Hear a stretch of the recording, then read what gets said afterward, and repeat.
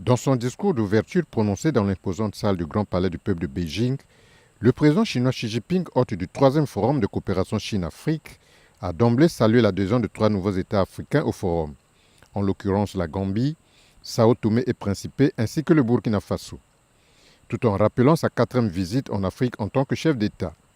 L'Afrique, ce continent que Xi Jinping a qualifié de terre généreuse, d'amitié, de richesse et de dynamisme.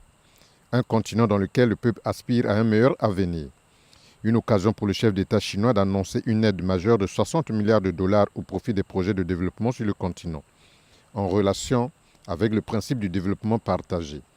Donner plus et donner sans prendre, a-t-il souligné.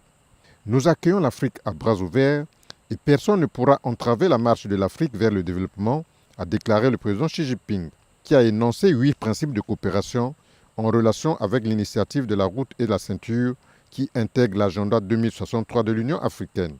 Selon le président Xi Jinping, la coopération sino-africaine doit apporter au peuple des résultats tangibles à travers la création d'emplois. Les 10 principes de coopération énoncés en 2015 à Johannesburg ont été mis en œuvre. La thématique de la jeunesse a été placée au centre du propos de Xi Jinping, qui a souligné plusieurs mesures prises en faveur de cette couche en devenir. En plus, le dirigeant de l'Empire du Milieu a annoncé l'annulation totale de la dette non remboursée des pays africains liée aux prêts globaux sans intérêt arrivés à échéance en fin 2018.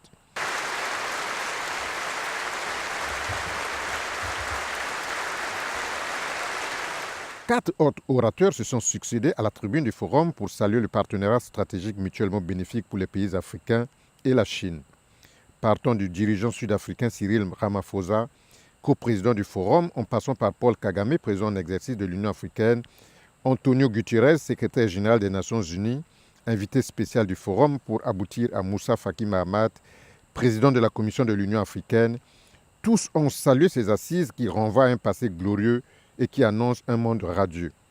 En somme, un multilatérisme conduisant à l'émergence d'un ordre mondial plus équitable et plus juste, épousant les idéaux des Nations Unies et l'agenda 2063 de l'Union africaine en vue de la gestion du destin de l'Afrique par elle-même.